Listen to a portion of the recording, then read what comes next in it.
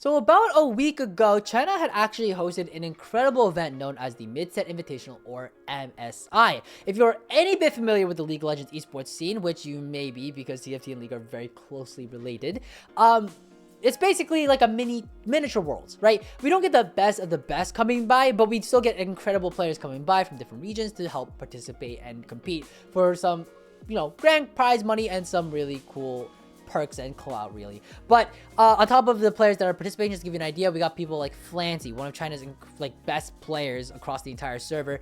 Huami, I believe, participated. Jazz Latte from Taiwan, I believe, he's also an incredible player as well.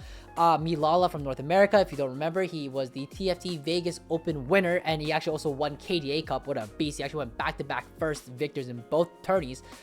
What a beast. And we also have people like ttitle from Japan, who is known as basically like the dish soap / Setsuko of Japan.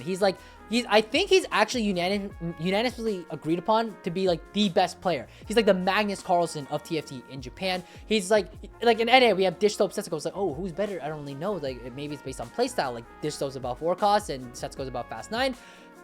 Ttitle does it all.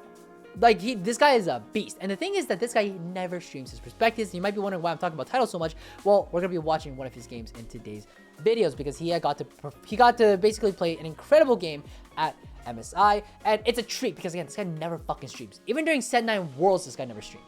So I was really sad because during Set 9 Worlds, I really wanted to watch his perspective. But this was the first time I ever got a chance to actually watch Title's perspective. And it is just an absolute treat. Again, everything is in Japanese, unfortunately, because we are in the Japanese client. I mean, I don't know why I said unfortunately. I mean, it's okay for me. I can read it. But I'll translate for you guys in case you don't know what's going on. But we are inside of the support Anvil realm. Now, just to give you a little bit more context about Ttitle, I want to tell you 2 things. First off, while watching this guy, it's kind of like watching an artist who's very good at his craft. And what I mean by this is that there's some players who you watch play TFT and you go, wow, they are good at TFT. You can just tell by, it's kind of like the way that a chef is able to cut his vegetables or the way that they hold the knife. It's sort of similar to like the way that a paintbrusher, or not a paintbrusher, but a fucking artist, like a painter, right? What the fuck's a paintbrusher? But somebody like an artist who paints, right? The way that they like approach the canvas or they mix different colors or something, right? It's like these subtleties that exist, right? With TFT, a lot of it's the way that you sort of go in and out of your units, the way that you pivot your units, and the way that you shuffle can really tell you a lot about the experience of a TFT player. And in Ttitle's case, he actually reminds me a lot of Setsuko. So it's very interesting to see. And I thought that was so interesting because I didn't think we'd have a player who's so much more similar to Setsuko, especially Japan, who really respects dish soap. Dish soap is like a king over in Japan, by the way, in case you didn't know. But seeing that he's a lot more closer to Setsuko's playstyle, I thought was really interesting. But anyways, moving on. Indomitable Will, Best Friends, Harm Assist. None of these are that great. Indomitable Will is sort of the best option to lean here because you can kind of lean Yone and Riven in this tournament, specifically this game. Somebody had went 1-1 with Riven right before this game, so people are a little on edge about Riven, so they're kind of trying to deny it. So if you can force it, good. Deny them, and you get to play for first for yourself because it's definitely one of the best comps in the current patch. But none of these are that great, so you're probably re-rolling middle and right side, which is what we see Ttitle do here. And we're given Blood Money, Cybernetic Uplink. None of these are that great. We do see Ttitle scouting a bit. We see Vampirism. We see team building. Somebody took 1, 2, 3s for potentially a 3 cost. So it looks like Yone Riven is very congested in this lobby. We do pop the support Anvil as well. Zeke's, Cleaver, Banshees, and Virtue. Nothing that great. It does seem like we are going to try to lean for a lose streak here. We haven't seen a good headliner by any means. And again, look at how rigorously we're scouting here just to really try to read everybody's lines. It's actually somebody who only has a Riven and a Corki on their board, right? But we end up taking Banshee's Veil here, which is kind of an interesting decision to make, especially because if I'm in his spot, I see Rod Cloak. I'm definitely leaning towards AP in this spot. But knowing Ttitle, he just says, fuck it, I am going to take Banshee's Veil. And whenever you take Banshee's Veil, chances are you're probably playing Riven Yone. Most likely Riven. The reason being is that because Riven with Banshees can completely opt out of a QSS. She doesn't need it anymore because you have Banshees and you can actually opt for a 3rd damage item instead. Now, 2-2. 26 gold, we have 2 units on our board. What is the most optimal play in this spot? What is the most optimal play in this spot? Just think about it, okay? Think about it. I hope you have an answer because I'm going to resume the VOD view. But what is the most optimal play in this spot? I want you to think about it. Because this, I remember seeing this, and I remember this is such a subtle, dirty little trick that he does. But I loved it. So sells a Corki. Why do you sell a Corki in this spot? It's because you know you're going to dip below 90. You're going to dip below the 10 HP threshold. You're going to get 3 gold here, so you make 30. It's such a slight thing. But I know if I'm playing in-game, I would not have thought of that. It's so slight. But just to make sure that you're accounting for your augment and then making sure that everything falls into place perfectly, you're making 30 here. Very smart. Very smart. Again, here, we are leaning towards Riven and Yone, right? So what is the optimal play in this spot? What is the optimal play in this spot? Like, we sold Exante already, right? But why? Do we have to open 4 here? We're going to make 4 anyways, right? So what's that? Why is this the most optimal? The reason being is we have a Kale in our shop. It's an edgelord. If you know anything about the Riven comp and the Yone comp, we need Kale. We need it for Pentakill. We need it for edgelord. It's a perfect trade bot. And here, we are able to open 4 completely, and we are able to make 40 while still holding on to the Kale. Like, it's these small subtleties that make him so good. It's just these micro optimizations. They're very tiny. They seem very simple. But remembering it, especially if you've never played in a TFT tourney before, the anxiety is so real. You make the most obvious blunders of all time. It's very easy to make mistakes. And the better player you are, I can only imagine just how much more pressure and stress that there is. So honestly, I think this was like being able to be so calm, hyper-focused, and making these small adjustments and making them perfectly. I just thought it was very brilliant. Very small and minute, but again, it's like watching an artist work. You're just like, oh, these small subtleties. You're like, wow, like that is a good player. Anyways, down to 80 HP here. We know for a fact that if we open Sol, nothing's gonna happen. The way that Blood Money works, in case you remember before, it was like every 3 HP you lose 1 gold, you gained 1 gold, but now it's like every 10 HP you gain 3 gold. So it got slightly nerfed, I think, if I remember correctly. But ever since they nerfed losing streaks or whatever, I'm kind of down for them to buff it. I'm pretty sure the stats on this thing are not amazing. Or maybe they just bring it back to the way that it was before, because I don't like this 10 HP threshold personally. I just don't like it very much. But anyways, looks like here we are opting for the lose streak. And again, I believe I mentioned this before, but Title actually loves to lose streak. This was actually mentioned during the Set 9 Worlds broadcast team. If I didn't mention this before, my bad. This is like my 4th take. But basically, Title surprisingly really likes lose streaking, which is kind of weird for, especially at the highest level of play, because when it comes to streaking in the early game, almost every player prefers win streaking, and very few players prefer lose streaking. The main reason is that if you're win streaking, but you're able to still maintain these economic thresholds, great, you have way more HP to work with. You have way less rooms for error, right? But versus, like, you know, you lose streak, suddenly, like, you can't make a mistake. If you make a single mistake, you're kind of fucked, because your HP is so low here. Every move needs to be optimal. Everything needs to be great. But here, speaking of optimal, we are given 2 tiers. Not optimal at all. So we're probably already thinking about the blue buff slam, which is not amazing. We don't have Heartsteel in, so it's not like we're trying to lean into Ezreal or anything. We can maybe make the justification of like blue buff, i.e. into Adapticone for Ezreal. Maybe, but again, we don't even have Heartsteel, and we don't even have 2 out of 3. We have 1 out of 3. So not really a way to look at it, and especially because we're so low already. We are trying to spike soon, so it's not like we're trying to get a lot out of Heartsteel. That's basically a no-go. We do get the Hodge Slam in here, so it does look like we're kind of committed to the Riven no matter what. So it looks like we are on a bunch of economy here. We can actually maybe even level to 7 on 3 too, because we have so much money. I don't remember exactly what he does here, but all that we know is that we're definitely contested, and because of the way that our items fell down, we kind of have to play for this Riven Yone line. Anyways, blank slate. Know your enemy, little buddies. None of these are that great. Know your enemy is kind of like the okay one, just because with the Riven board, you get 8-bit, but no one's playing 8-bit. So you're getting something like Sentinel. You're also getting something like Pentakill. You're also getting Edgelord. So there's some traits that you can share, but nothing is that great. Little buddies, it's like, it's a good augment. It's an amazing augment, but from the right spots, right? You're playing Disco, it's amazing. You're playing like Ezreal with Heartsteel, it's amazing. This current spot makes no sense. We're not trying to play around 4 costs, we're trying to play around 3 costs. We are trying to spike soon, ideally 3-5, because if we're spiking at 3-5, that way we can stop the bleeding ASAP. So that's kind of the way that's going. We're not really playing around 4 costs this game. Finally, blank slate. This augment is basically a never pick. The only time I've ever seen it do well is if you had Cluttered Mind and you can take it at 3-2. That's the only time I've ever seen it succeed. And even then, I don't even know how I feel about it. I've seen it happen. I've seen it work. But whenever somebody takes blank slate at 3-2 and they're doing well with it, in my head, I'm always like, what the fuck did they do? Because this augment, I can never ever see it being that good on 3-2. But surprisingly enough, the way that we see Title here, he actually rerolls middle on right side, which I heavily disagreed with. I actually would have kept Know Your Enemy, and I would have rerolled blank slate for sure. But I think he thinks his board is so fucking trash that he's like, might as well just blank slate it. So I can kind of see it, but we are playing down like a combat augment. It would be kind of nice here because we do want to spike our board here. Gargantua resolves. It's not that bad here as well. We can tell you for the Yone and the Riven. Again, we talked about it before. Very great on Yone as well. So I think that is what we end up deciding here. And it looks like we have a bunch of money. And the Title actually goes to level 7 here. Sells the Aphelios here. I'm going to play this at 1 XP, but watch this roll down. Sees the bar, doesn't take it. Edgelord 2, really great. Sentinel chosen for the Mordekaiser is not that bad here. He's going to keep rolling down. And he finds Edgelord Riven. He finds Edgelord Riven and a Viego in the same shop here. And he also finds a Jhin as well. And you might be thinking, wow, this is so high roll, right? Like, Obviously, it's so high roll because he was able to find that Riven so early. But is it really high roll? Look at his economy. This is fucking terrible. His economy is turbo fucked. He has blue buff on bench. He has a Jhin in shop that I personally think the Jhin is definitely like of consideration here, especially if you have blue buff. If you don't know, blue buff is actually really great on Kayn. It's just very far away, but it is an edgelord we could consider. So I think holding the Jhin here is definitely a potential, you know, way to kill the blue buff and not feel too bad about it. But we do have 8-bit in here. We do have 5 edgelord. I don't know if there's a way to actually fit in the Jhin. It looks like that he's able to actually do it perfectly well. Just takes out the crowd diver. Really, really great. This is 4x speed. I apologize. But back to 2x speed. That turn went a little too fast, but we do have 3 items already finally. So we have the BT, the Titans, and the Hodge. And honestly, we rolled so deep on 7. It's really hard to say like where we end up placing this game.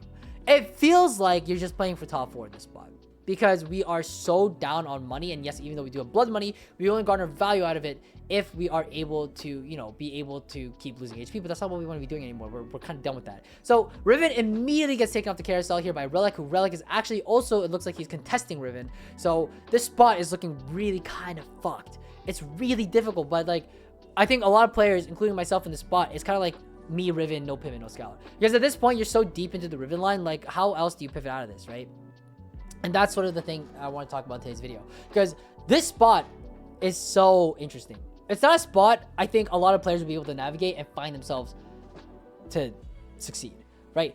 It's really hard to succeed in a spot like this, like really hard. You might be being like, oh, like he hit Jhin, like he's chilling, right? Like not really, dude. Like he hit Jhin, but he's not even playing big shot. The Corki's on the bench.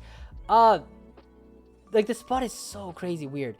We have very little money as well. We're 29 gold. We're 4 streaking, which is great, but we're 29 gold, 3-6. This is really behind tempo, in case you didn't know.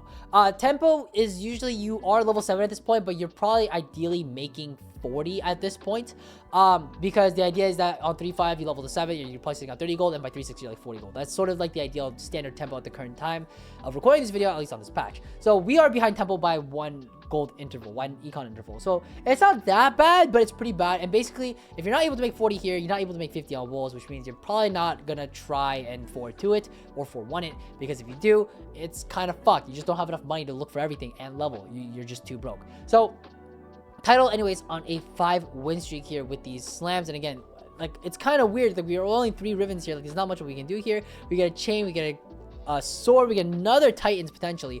And it looks like we slammed the Titans onto the Viego here, which is really, really great. And a GS onto the Jhin here. And now we are sort of just sitting. We're finally 50 gold. So if we're going to play Riven, we can start slow rolling here. But it's a bit of a difficult spot to be in. Again, somebody already hit Vex 3 already. So people are already getting really strong. And somehow, as soon as he hits Vex 3, we got to play into it. Especially because he's playing Twin Terror. Which fucking sucks. We're just gonna lose infinite HP here. So we already lose our streak here, which isn't great. We do get a little bit of blood money here. Relic is again also playing Riven here, and he's hard forcing Riven with the double duplicators. So we are pretty fucked in this current spot. We are very fucked in this spot. So what is the correct line of play? Well, let's first talk about the augments. At 4-2, we're needlessly Big Rod, Ascension, and Capricious Forge. Again, none of these are that great. I feel like this entire time, his augments have not been ideal. So looking at these augments here, we definitely reroll left side and middle. Ascension is just not really that great. Looks like we get 3's company, we got Cybers, and we get long distance pals. So 3's a crowd. Sorry, not 3's company, 3's a crowd. 3's a crowd, you could argue it's good. The reason being is that because 3's a crowd, in general, the stats are actually really great. In general, you are playing a bunch of 3 costs on your board. So it's very possible you just take this and it's fine. And we're playing around Riven, it makes a lot of sense. Bulk can be good, can be bad. It depends. We aren't playing hard seals. It's not like we're getting a lot of components to be slamming onto our units. Not like we can utilize bulk very well. And LDP is just, it hasn't been great in a very long time. So I don't think it's LDP. Personally speaking, I'm probably taking 3's a crowd here and praying for the best with Riven. But he actually takes bulk here. And then Title does something very interesting. He pumps level a little bit here, sells the Riven Chosen, and he actually levels here. He levels here, and then he starts rolling for a 4-cost Chosen. So he actually sells the Yone here for the edgelord odds, keeps rolling, tries to find anything that he can use. Guardian Thresh, skips over it, big shot. I saw this and I was like, is it playable? Right? Nope, skips it. Hits the pentakill Viego on this rolldown with very little money left, and he actually pivots into the Viego here, which is actually quite incredible in my opinion. I thought, while watching this, I was shook the first time I saw this, because I would not think to pivot into 4-2 into a level 8 and roll with that little money. He had so little money to try to find a headliner that could hit, but it worked out. And actually, crazy enough, Relic actually hit Riven 3 this turn, which is absolutely nuts. So had he had not pivoted out, he'd be fucked because the other guy would have already hit the Riven 3 and he'd be in a really bad spot. I mean, maybe the 3 Rivens that he threw into the pool helped Relic hit the Riven 3 that he was looking for, but Title, like, seeing the opportunity to pivot into the Viego and then just try to play around this instead to try to nab a top 4, I thought was so clever. So this is what really separates a lot of players too. Like, a lot of players, they sort of see themselves, right? And the reason why I wanted to VOD review this in the first place, they say, I am committed to this line no matter what. There's nothing you can do to stop me. I have hit the Riven headliner. I have items for Riven. I have Banshee's Veil. I am going Riven. There's nothing you can do to stop me.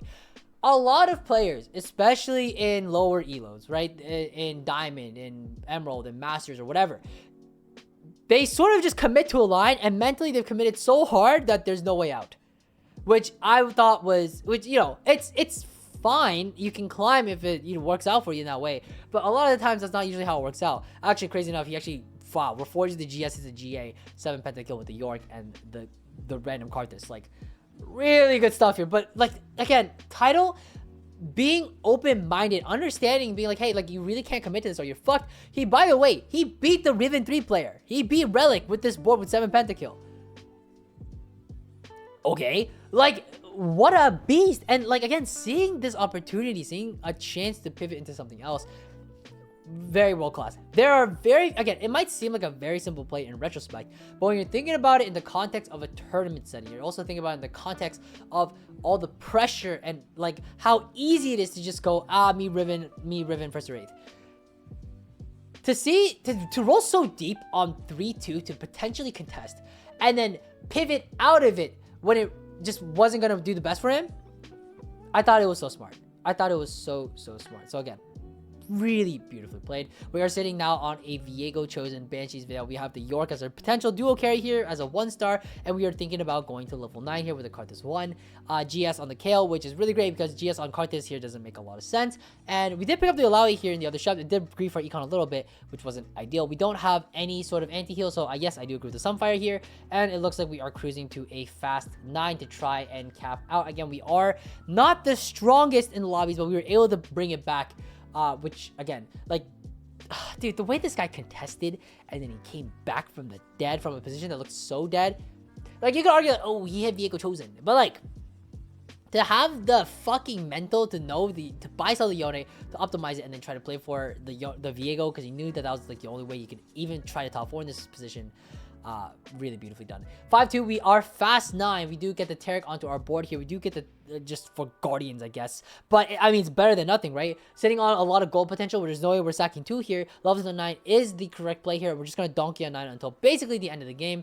Trying to look for York too, ideally. Trying to look for other things as well. Maybe an Alawi, just for an Alawi. Maybe some sort of I mean, there's not much else that you can really put onto your board here besides like an Alawi. There's not much else that really fits. We're too poor to really pivot into anything that's that meaningful, but we're looking for anything here that could maybe make even just a little bit of sense. Again, it looks like we're stuck on the Tarek. There's not much else here. We do find the York in our shop, which is nice. Oh, we actually find Nico as well. Good eye. So we're able to get into the Nico, like, again, very slightly stronger, but we're always, again, just trying to spike our board in any way that's meaningful, even if it's just a tiny little bit. So we see that Title is locking a shop here for obvious reasons. We do want to try to hit that Viego too. We actually beat out Flancy here, and it's actually already a top 5. It's actually a top 4. So crazy enough, Relic, even though he's the guy that contested us, and we tried to play for Riven 3, right? He contested us and he actually hit before us. We still managed to pivot out and secure a top 4. So again, so beautifully well played. We get the Alawi in here as well because Guardian with the Nico doesn't really do. Excuse me, I had a lot of pasta before this. Pasta, by the way, Bis food. Like, it's so good. Like, yeah, I'm Asian and like rice and whatever, but like, dude, like, pasta's pasta, bro. Like, pasta's just goated. But anyways, weird tangent. Back to the game. Title secures a top 4 here. This game was crazy. Unfortunately, I don't think, he actually gets eliminated this round, so it's a very close top 4. It's very possible that with a little bit of different matchmaking luck, he would not have secured anything higher than a 4th. But honestly, securing a 4th from that spot was absolutely insane. It was something I definitely wanted to highlight. Usually when you VOD review games, you're looking for those seconds, the first, and the high adrenaline rush and whatever. But honestly, a very well executed 4th place I thought deserved a highlight. But anyways, hope this was helpful. Thank you guys for watching. I hope you guys learned something, and I will see you guys all soon. The next patch is in like a day or two, so if you've not been having a great time with Disco and Riven and Yone 3 or whatever, don't worry. We're almost over the hill. It's almost, we got the light coming. So anyways, talk to you guys later. I'll see you guys then. Until then, take care. Bye-bye. Oh, happy climbing. I almost forgot.